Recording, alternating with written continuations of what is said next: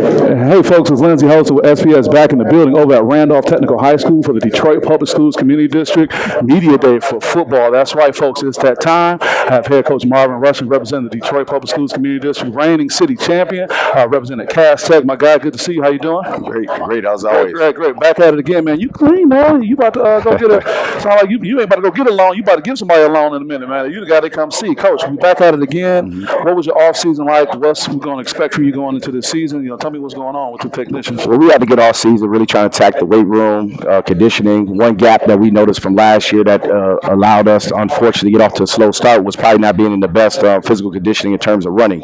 So we put a lot of emphasis right now on running, make sure we got more stamina, and honestly, really the focus with that is mental toughness. That's really we want our guys, because if your mind is strong, your body's going to follow, and other guys will follow. So that's really been the emphasis. Coach, I know you had one ultimate goal, but you still had success. We call you guys champion. How do you keep these guys engaged, keep your coaches engaged, stay the course when you find these levels of success, when the alumni can come out and say, we're happy for you. You got state championship in basketball, so you got all this, hype going on, but how do you keep your guys locked in from a mental health and mental toughness standpoint? Well, honestly, it's being honest with them. We fell short of what we should have done last year. We got in our way, we not got in our way. The season would have turned out with a greater success.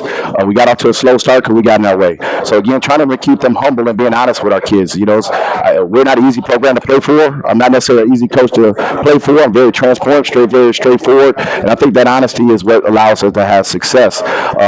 We've really been going at it, but I love my coaches. I love my kids. We're gonna have a great year.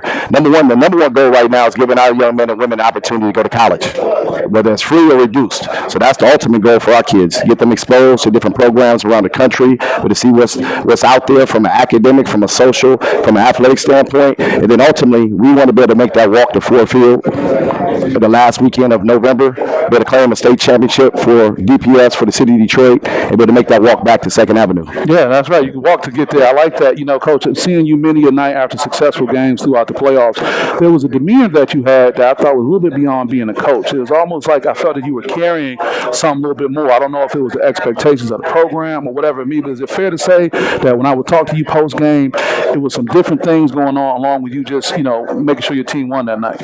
Well, number one, I'm Cass. I'm a technician, 93, so this is a love affair for me because it's a dream come true. It's a high expectation when you're the leader of this program. I'm following the GOAT, Thomas Richard, my offensive coordinator, my son's coach. So again, trying to live up to his standards and the standards of Lisa Phillips in Detroit Public Schools and our alumni of Cass Tech. So there's a lot of pressure, particularly starting off 1-3. Not everybody is friendly, including some of the alumni, but that's okay because the expectations are high. That's why it's the Cass Tech 1, second to none. But again, I can feel that, and I know that how I react, how I feel, the energy I give off, my kids feed off of that. So one thing I want to make certain that they see, hopefully for me, whether I'm right or wrong, they're going to see confidence. Mm-hmm. They see a man who believes himself. They're going to see a man who believes in the brothers and sisters around him and is going to help elevate them. And we want to empower them.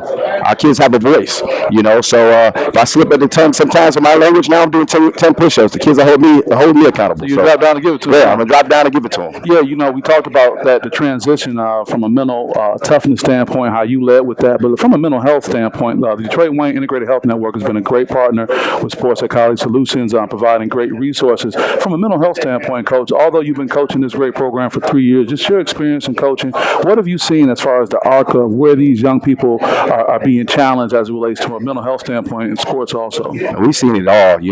We got a young man just take a season-ending injury, so we're wrapping ourselves around it. One thing I love about this generation of kid, they recognize things we didn't.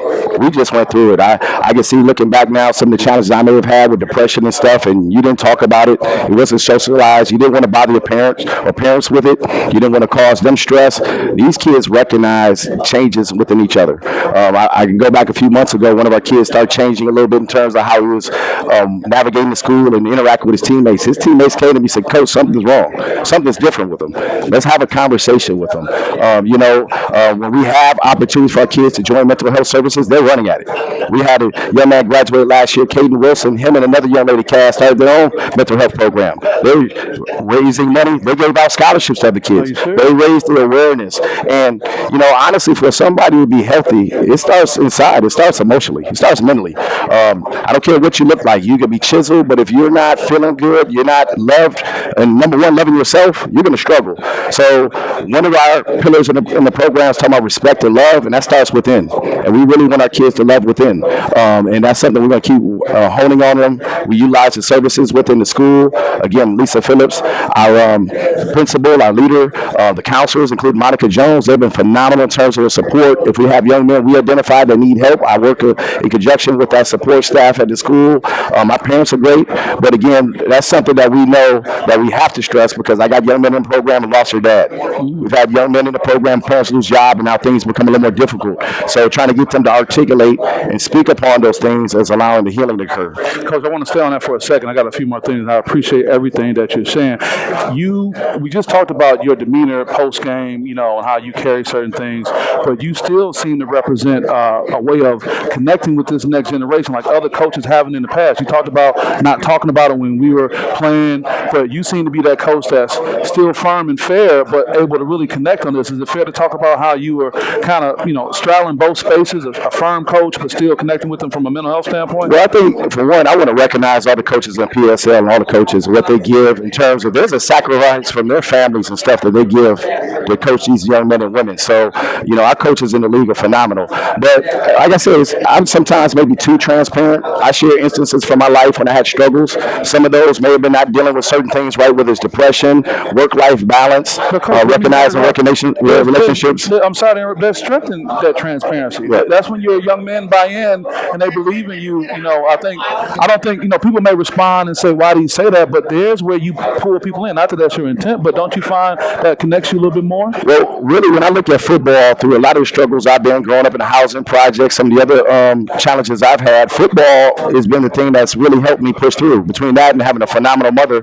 Margaret Rush, and my mom, that's my love and joy. Yeah. She's phenomenal. Yeah. But I say that because we want our kids to learn how to push through. It's not just you. We've been there. Maybe a different era. There's different challenges with social media and other things, but we want them to recognize the mistakes we made, even as athletes, and maybe not handling things right from a mental health standpoint or other standpoints. So, just having a failed marriage. That's something I've shared with my kids because that's something that weighs heavily on me because I know I had a big stake in that and I could have done things differently. And I want our kids to learn that because I want our kids, when possible, to have successful marriages. And if not, they're going to be there for the children and help raise them and make sure they have the support. They're going to be visible. They're going to be supportive. They're going to go to work. They're going to challenge themselves. So all of this stuff to me is like a circle. It all comes together, and it has to keep revolving for them to have success. So yes, we do talk about those things, but you have to. If your kid ain't emotionally stable, if he's not mentally stable, he's not going to be able to give you what you need on physically, which is the least important. But you want these men to succeed way beyond football. That's outstanding. I want to touch on one more thing, and I can appreciate your perspective being a championship coach. Hey, it's here. We talked about it in college, NIL. Now they're talking NIL in high school. Just the legislature was just recently having a hearing a few weeks ago about the idea of NIL being available in Michigan for high school athletes. 20 other states do it.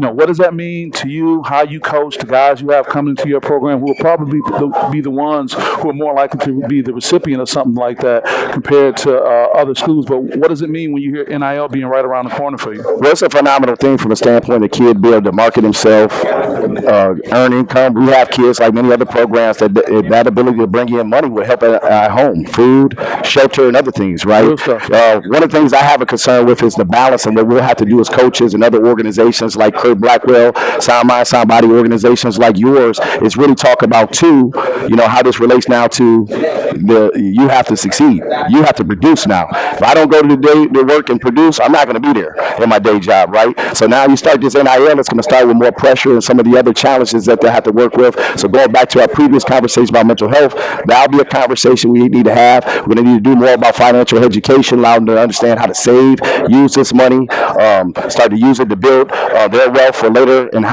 some of them are going to need to look at how they give back. Right. And that's going to be one of the phenomenal things come out of it when you start seeing some of these young men, these young ladies start doing camps or other stuff, they empower the kids that are looking looking up to them. I can look at a Corey Sadler right now. He has a great following of young people that really want to be the next Corey Sadler. Sure. So if this comes to fruition, I can see Corey potentially starting his own foundation to do things to give back to the kids, just like was given to him with his youth programs and everything. I love that. I was with your counterpart Ty Spencer a little while ago, and I said with his background, your background, the work I'm doing with SPS, a 3-part series on NIL, the portal, and mental health, a cautionary tale, kind of going back to what we saw with the John Morant thing. When you said it, you hit it right on the head. Infusing that capital into a household and what that does to change the dynamic when the youngest person may be making more money or getting access to more cash.